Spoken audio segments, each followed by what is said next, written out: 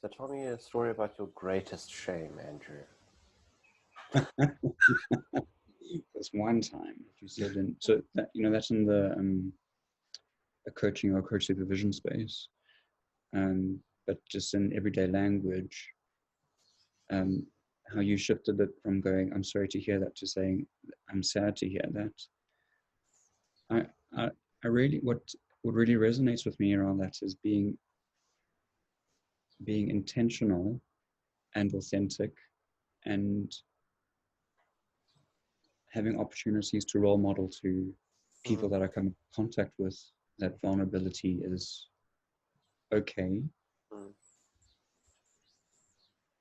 I'm okay enough with myself to do vulnerability right now. Behind, I was wondering if saying shame might be a way of protecting the other person from having to be vulnerable, whilst still demonstrating or still having a demonstration of empathy, but actually not fully empathizing or inviting both people into empathy.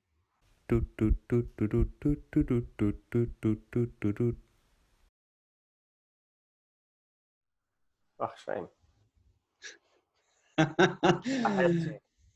That is so funny. I can't believe I didn't make that connection with that South Africanism. Yeah. Oh, shame. No, that's an interesting one.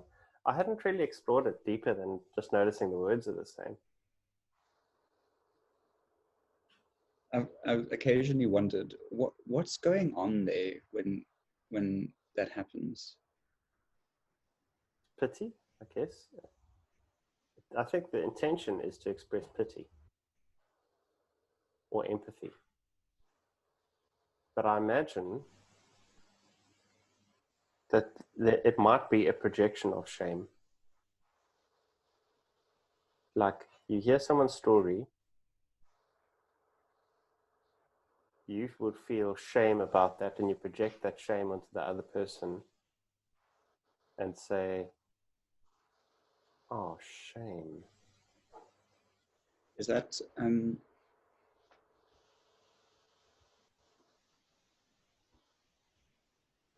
you feel shameful in yourself and you project it? My understanding of projection is it's something that you cannot bear to feel for yourself, so you project it onto the other so that they feel it. So is that saying like, if that was me, I would feel shame, but I can't feel that, so I will say to you, oh, shame, like stroking that you must have shame, that you must be, inevitably, you must be holding shame right now. What you've described sounds like logical thinking steps, and I don't think it happens as logically as that. It might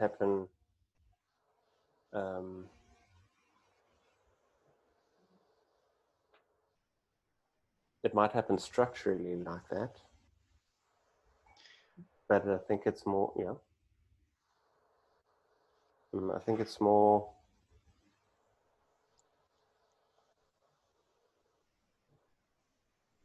it's more direct, that you just don't feel the shame, so you put it on the other person. Like I'm trying to imagine what a different response would be in someone who's not projecting.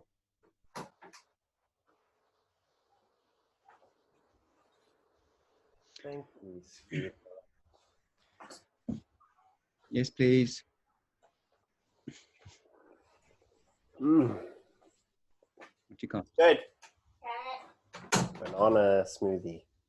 Oh, yum. Or banana and something. So, so maybe let's, if I, you said about empathy earlier. Is it maybe not? I wanted to say, is it a failed attempt at empathy? But I mean, it might not be failed. But is it an attempt at empathy? Yeah, that's a good question. Maybe the projection is too cynical a view.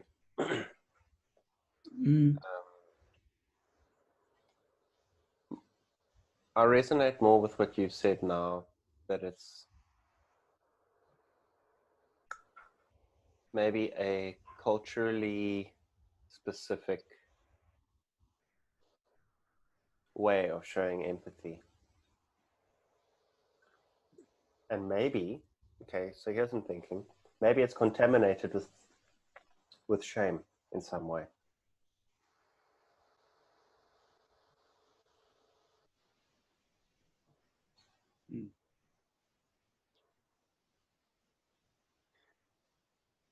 That's interesting. I just thought, so actually there could be, it could be the person's shame, it could be their social, their family structures shame, it also could be the cultural dynamic, the cultural structures endemic shame.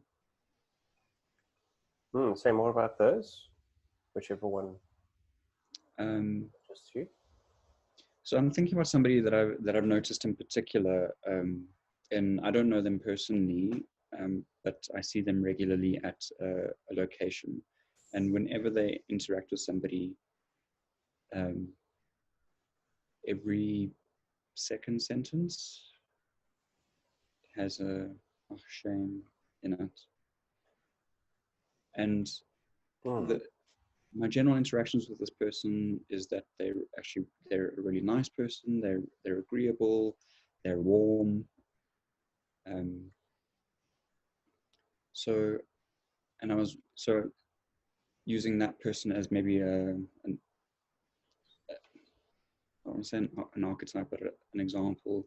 Wondering, like, is it their shame, where they may be brought up in a family that harbors some kind of narrative around shame, or is she maybe part of a greater culture? So I was wondering, in being in South Africa, there's quite diverse cultures, and they would each have their own shame profile, if that's a thing.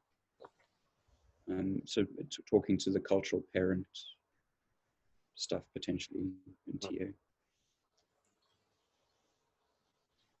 Yeah, I was thinking along those lines as well, about how that contamination might be explained by looking at cultural parent.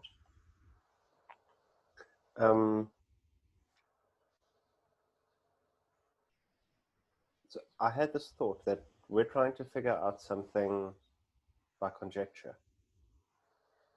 Oh yeah, How the word shame relates to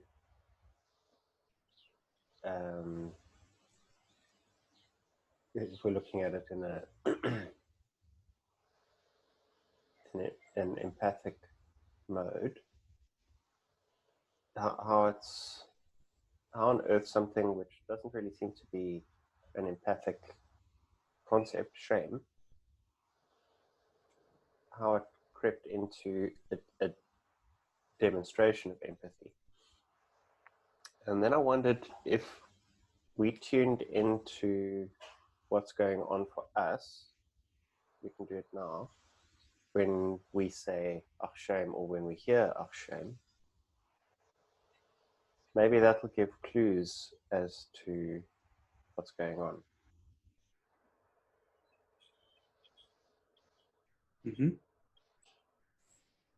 So tell me a story about your greatest shame, Andrew.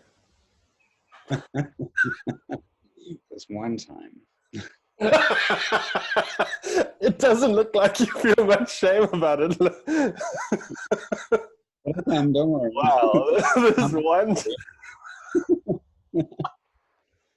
The story has layers.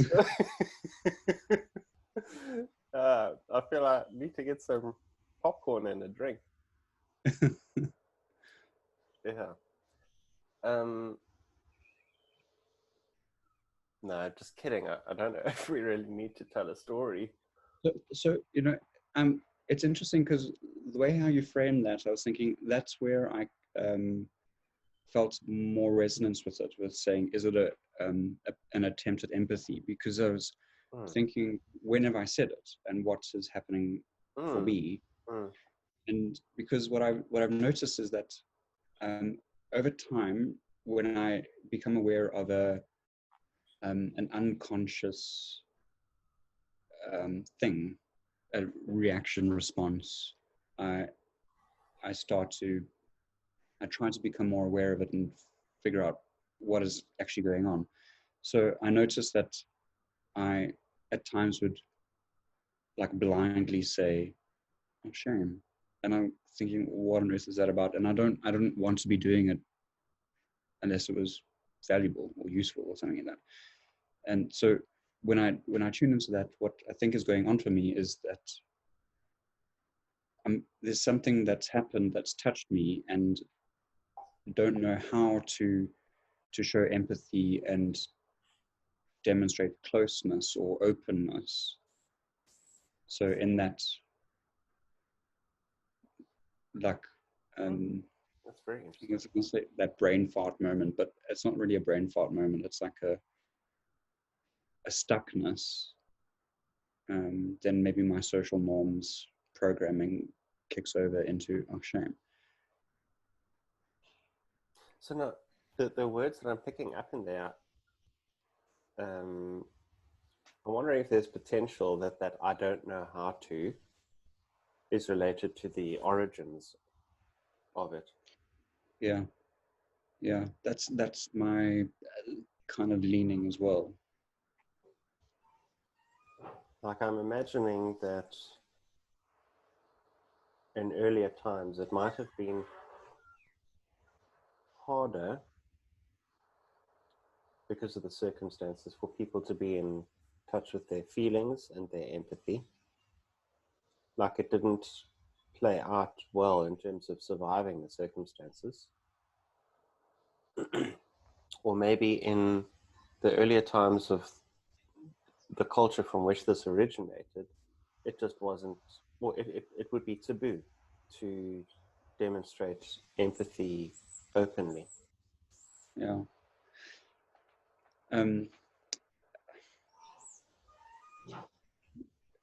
So my sense is that is I completely understand that, and can see where that comes from. I was also wondering if there was something about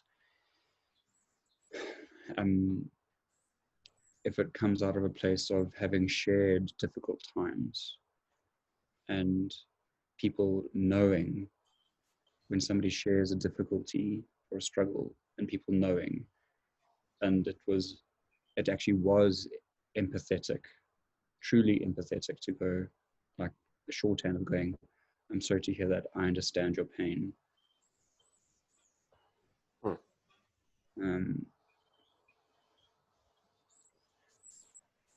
I mean, that would really be hard to prove, I would imagine. Yeah. When you were saying that, another thought came to my mind that maybe the word shame had a different meaning back then. Yeah. So if I think about, for myself, how what I'm quite enjoying the connection from in my own experience is the knee-jerk reaction is something inside me wanting to empathize.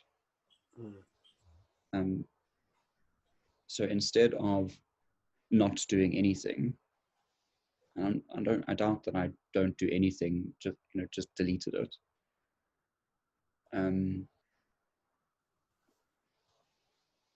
Maybe in that moment, if I have the ability in the moment, is to be more aware of there's an opportunity for empathy here. So how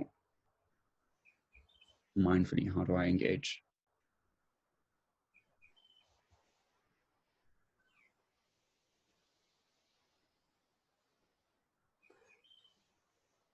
So if I'm hearing you right, you're saying that when there's an opportunity to empathize with someone, what you would have said out of consciousness is our shame, and now you can tune into what's going on within you and between you in a different way and respond more authentically or more purposefully. Yeah.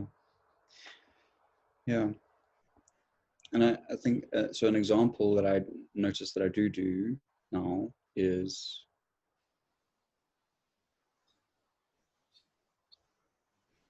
saying something like, I'm sorry to hear that. Even that one's quite interesting to me. Yeah. Sorry. And I often get the response from people, why are you sorry? Because it's not your fault. That sounds defensive though. Depending on I think maybe depending on the context. That's an interesting perspective. Depending on the context. So if it wasn't my fault, like if I'm just hearing somebody's story about something that's totally not related to me, and I say, oh, I'm sorry to hear that, and I get the response, why are you sorry? It's not your fault. My sense is that it might be a form of defense. It's more, that's a rationalization. And it's not them and me meeting empathically. So what I've been experimenting with is, instead of saying I'm sorry, is because I'm actually, if I really think about the word sorry, it's not what I'm feeling. It's sadness. Or maybe if it's another emotion, that I'll replace the word sorry with that other emotion. So I've experimented mostly with, I'm sad to hear that.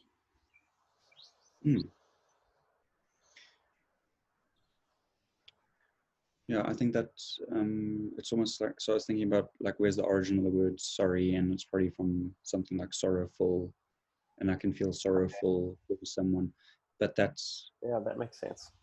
But in terms of like, is the word the lexicon, like the modern lexicon now, like I'm sad to hear that, is far more easy to relate to, or more easily connected to the modern use of language. Yeah, I can always try. I feel sorrowful hearing your narrative. Like, and what century are you from, dude? Oh, sorry. Like when I read classic fiction, I get to the end of some really long paragraphs and I go, if this was written now, that would be 2 sentences. Because of the types of language that they use to describe stuff.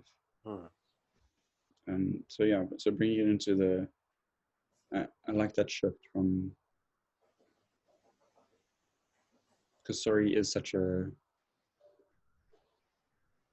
unconscious word these days. Like trying to get past somebody who's in the way, going sorry.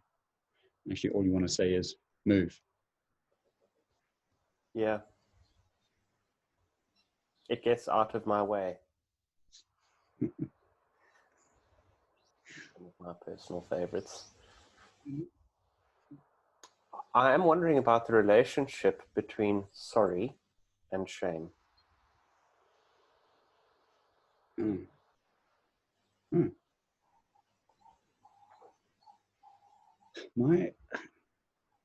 Every time I've had a discussion around shame, the stuff that without fail that comes up is is vulnerability and the tactics that are at play to not be vulnerable. brings up shame. Like the rationalization when I say, I'm sorry to hear that. And they say, don't be sorry, it's not your fault. Yeah, and that, because in that moment, if I was to say that, I would imagine that I'd be saying, oh crap, they've seen something too much of me. Exactly.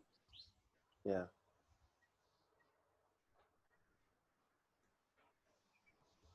I want to name it just so it doesn't get left behind. I was wondering if saying shame might be a way of protecting the other person from having to be vulnerable, whilst still demonstrating or still having a demonstration of empathy, but actually not fully empathizing or inviting both people into empathy. It's So is that a rescue? Transaction. Say again. Is that a rescue? Yeah, it might be. So I'm thinking about time structuring here, and if it's culturally specific, it might be a ritual. I mean, I might be way off there because you probably get culturally specific. Well, you do get culturally specific pastimes and activities, maybe even games and intimacy. So maybe I'm off track there. Okay. Yeah. Maybe you're better on track about it being a rescue. So shame is like a way of demonstrating empathy, but it's not inviting further conversation in the same way that I imagine I feel your pain. Yeah. Like, at least I hear your pain. I remember, so another piece of Brené Brown's work, I think it was in one of her recorded talks. I'm not sure if it's on the Netflix special, where she talks about some of the research of parents that have lost children, and then them talking about, they notice that their friends will stop talking about their own children in front of them. And what's actually happening then there is inadvertently, the parents who have stopped talking about children are trying to rescue them from the feeling. And what's actually happening there is the topic of children has been taken off the table. So then they feel like they're not allowed to talk about their own feeling as well with the people. So I was wondering now with that, so that's quite a big example. So I was wondering now about with shame, if that's like a quick rescue and stroking more about the stuff of not doing vulnerability.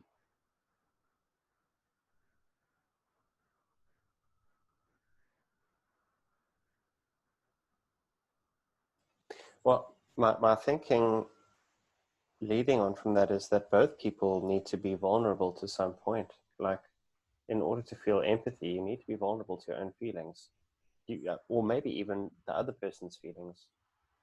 Like, empathy is resonating with the other's feelings. So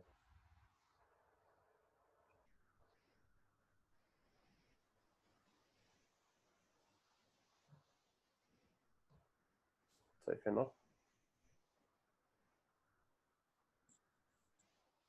not being vulnerable, you can't do that.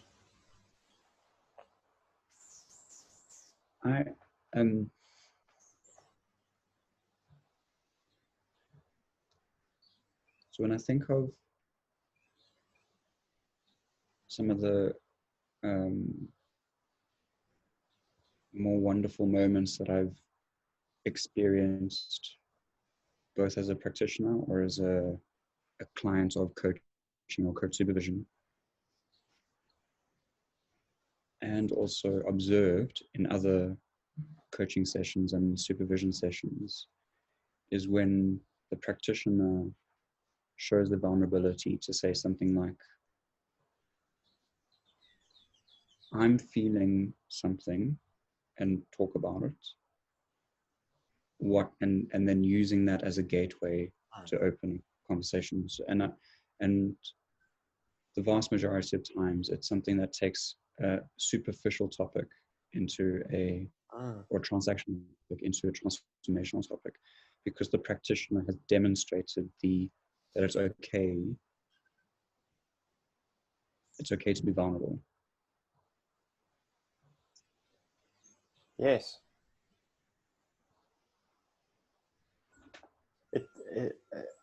So it models it. And I think at the same time, it impacts the relational space and the container for vulnerability, and demonstrates that it's safe enough to go there in the piece of work.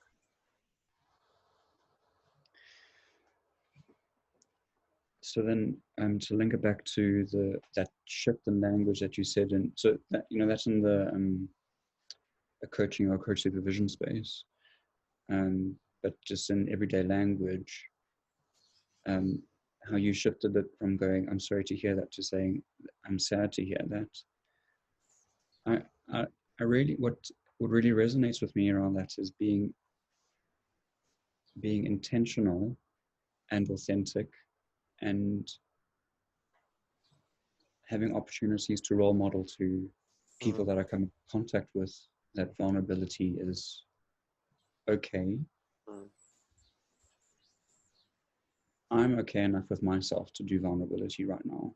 And so vulnerability is open. It's on the table when you're around me. But hopefully that is I don't know, some kind of permission to the people I'm in contact with. And when you mentioned that example, I thought of other examples where I don't talk about sadness, because I don't want to give the impression that every response has to be, I'm sad. Like, it might be saying just how I'm feeling. So someone might tell me a story where something unjust has happened, and my response then might be, feel really angry hearing that. Yeah. So that it's more responsive empathically than just like a pre-programmed response to everything. Because I imagine the ach shame response might also come in when someone's told you, if someone stole my car, or someone damaged something intentionally. And if you pick up that they're angry, the pre-programmed response might also be, oh, shame. And that's not appropriate to. No. That reminds me of, there's a book called Permission to Feel by Mark Brackett, or Professor Mark Brackett, and I've only listened to an interview with him by Brené Brown, and that piece of work from where I got from that interview is how important it is to be able to identify the feelings. And in that interview, they talk a lot about disappointment versus anger. And then what was really nice is they made a connection to the cultural background as well, saying you may have been brought up in an environment that you weren't allowed to be angry, so you demonstrated your anger as disappointment. But actually, when you get to know yourself and the origin of it, and he says this is why it's so important, is to know what is the what is the theme of the feeling, because it then you engage with a different response to it. So you're saying that disappointment comes from expectations unmet, whereas anger comes from a sense of fairness being contravened. Mm. And the responses are different. So he was saying, like with a child, if a child is demonstrating as angry, but actually when you as the primary caregiver say notice actually they're demonstrating as anger, but their expectation was unmet, they then the response then is not to potentially admonish the anger, but rather see to or help them digest the unmet expectation. So bringing that back to what you'd said about, so it's not just saying I'm going to replace ach shame with I'm sorry to hear that with I'm sad to hear that. It's the point of this is being present of what's happening in the here and now. The knee-jerk reaction might be ach shame, but maybe it's maybe that's an indicator, a flag of an opportunity of empathy, and how do I empathize right now? And doing that is through understanding a feeling, potentially.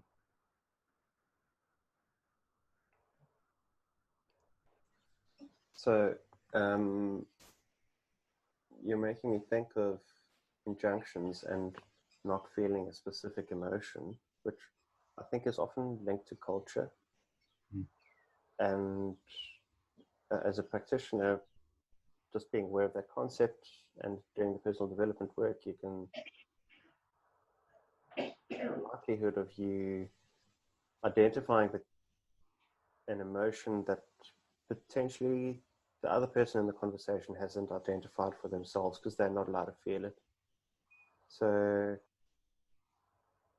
saying how you're feeling in response to that might give them access to the emotion that they don't feel okay to express. Mm. But it's quite, the empathy just serves as a gateway to deeper realization of what the actual emotion is that they're experiencing. Mm.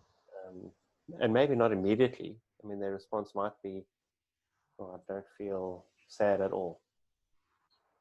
Yeah. I think that it may also be gender specific. Like I think men tend to anger more than sadness. Yeah. Even though sadness is the base emotion. Yeah. That's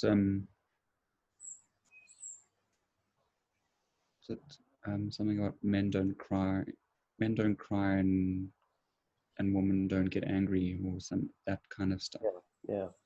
Mm. It's funny because when I look at myself and my own upbringing, I had stuff around that it's not okay to be angry. So if I get angry, I get tearful. Mm. And also, I've actually come across something recently that in Jordan Peterson's work that actually the link between anger and tears is actually very, very distinct. Mm. But then comes in the cultural norming of it, or something that so I wasn't allowed to get angry, so then now I still get tearful, but it's a really confusing place to be, because I feel completely unable to articulate what's happening or with deal with the situation at that time. Yeah. Which I think is probably a combination of that Jordan Peterson's insight and then my cultural upbringing. Yeah.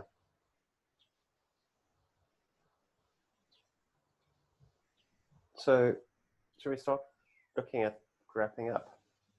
Yeah.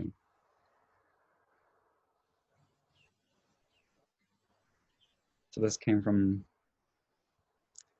Just the innocent phrase of Hashem. Mm. Yeah, amazing what can emerge. So there's a parallel there as well, I think, in the Akshem being something just on the surface, but there's actually so much beneath it. And we've done an exploration of what's potentially underneath it. Mm. The same might happen when one-on-one you don't do the Akshem, but your response gives you access to what's beneath it. Mm. Mm. Yeah.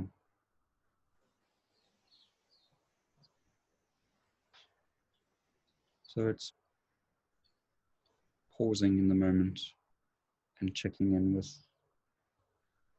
for me, it's pausing in the moment and checking in with what's happening for myself. And hopefully being able to choose to engage or not engage, depending on the situation, from a place of knowing and authenticity. Yeah, and as the person listening to the story or the practitioner, when you pause, I think it invites a pause for the other person as well. Mm. So instead of the Akshem, let's move on to the next superficial experience of life or telling of the story. Let's do a deeper exploration and resolve something. Yeah. I like that that addition of when the pause can invite a pause in the other as well.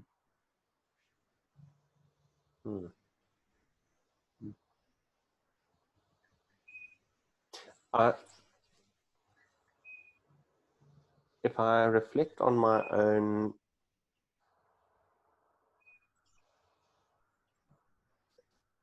realizations around Akshem, I think it started with a feeling of missed opportunity, a feeling of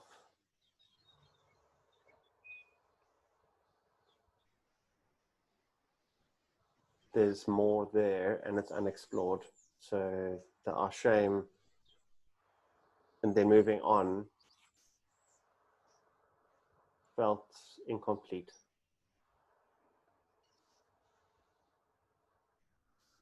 Mm.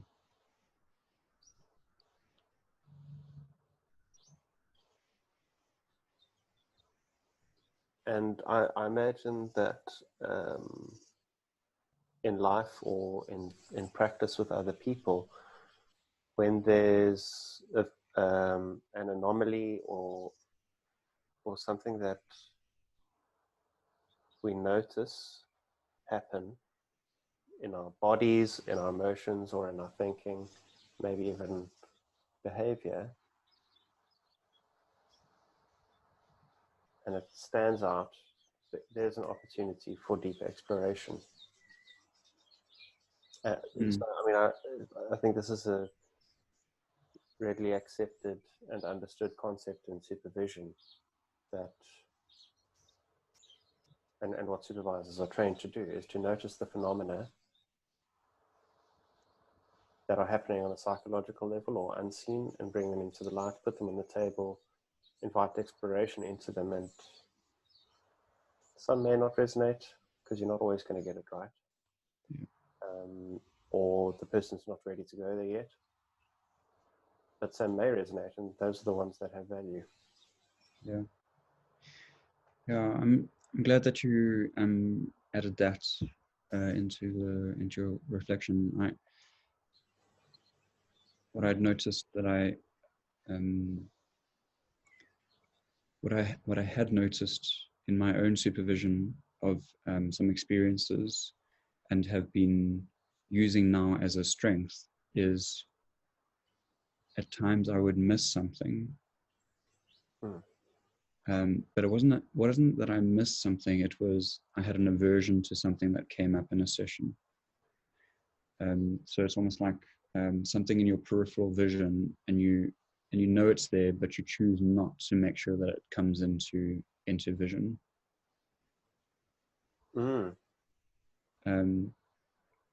And what I noticed now using the language of shame into that is that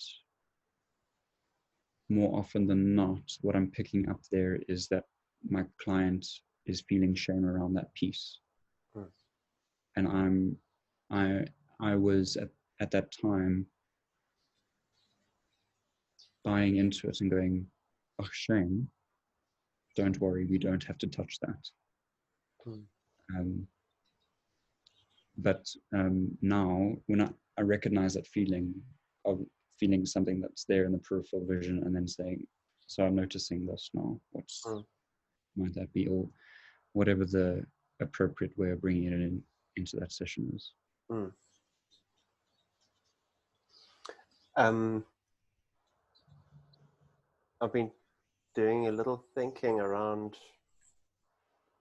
the nature of the practitioner's experience, and I haven't really formulated it very well, so bear with me, but I think the practitioner can notice that there's something there, and maybe that something belongs to the client. Like the shame is the client's telling you something that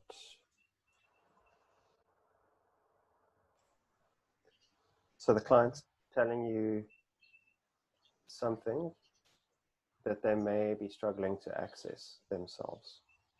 So an emotion. And the thinking I was doing was that the experience that the practitioner has around that emotion may be related to how the client is actually working with it. So, and this is where my thinking isn't 100% clear yet. And it was related to what you'd said a little earlier around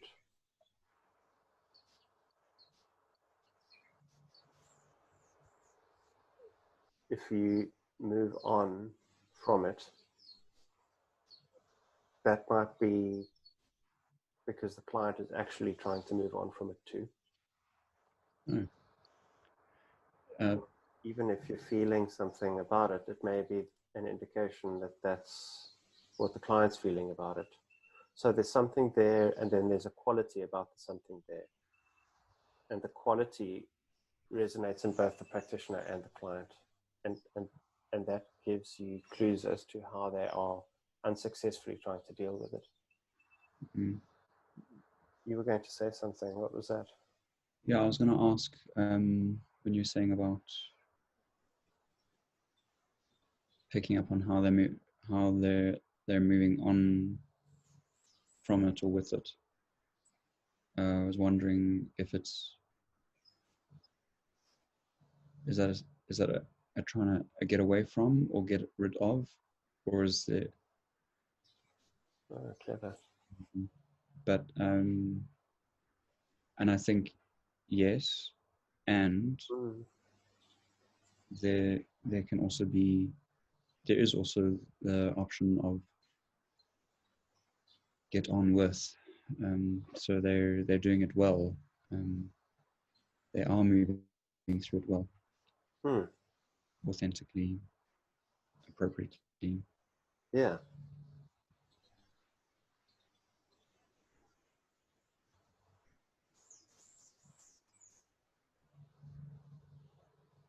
I like that spin on it. So working in an appreciative way, you might borrow from examples where the client has successfully dealt with something and and find a parallel there and translate it into that which they're struggling with. Yeah.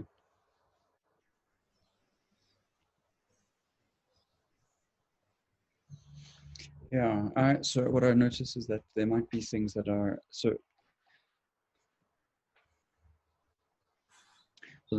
and maybe this is content for a future conversation, but the stuff that they're struggling with or stuff that they're working with. When we started this part of the conversation, I was coming from a place more of an unaware that it's something. Yeah. And we spoke, and then as we spoke, we brought in more of that dimension of that they're actively working on.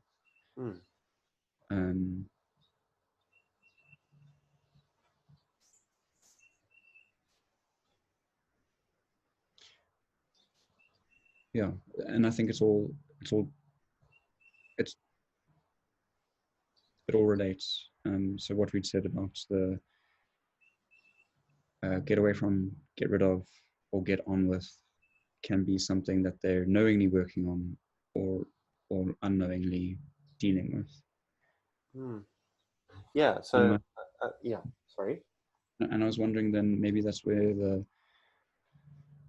that connection with the coaching space and the coach supervision space is not therapy, but we can experience therapeutic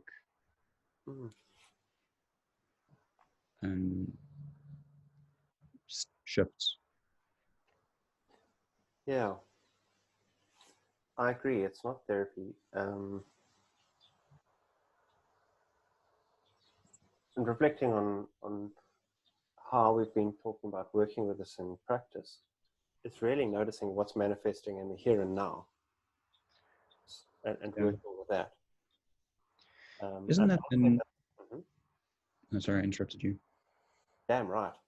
I'm not saying that's something that doesn't happen in therapy, but I think the mode of working with it and if you were to put brackets around it, it would be different. So not necessarily going into, what are the injunctions? Don't feel a specific emotion and feel something else instead. And how the person got that message in their experience of being a little person. But helping them to just reflect in the here and now, what I'm actually feeling is this, and what I let it manifest is something else, or what I express is something else. Helping the person in the moment actually get in touch with the base emotion, the original emotion, and help them express that. That's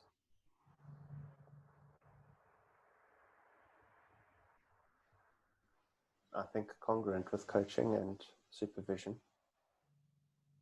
And of course, I am very certain that there are many schools of coaching which believe, and I hear it very often, that you don't go anywhere near emotion in coaching, which I think is just a transactional style of coaching. And that's not my philosophy. Yeah.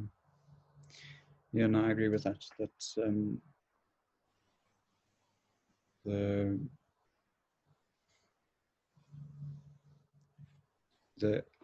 the coaching and the coach supervision that my philosophies underlying that is about transformational shifts. And I know that you resonate with that as well. Also known as the right way of coaching. The right way. Yeah. Holland Williams says people look like shrimp when they do that.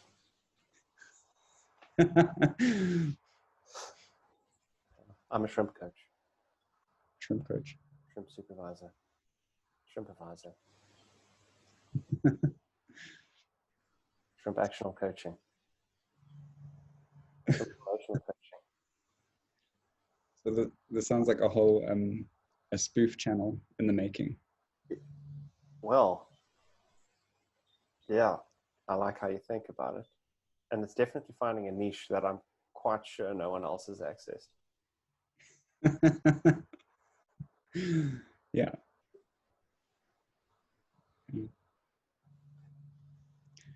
Is that enough for today? Yeah, I feel the same. Thank you. Thank you.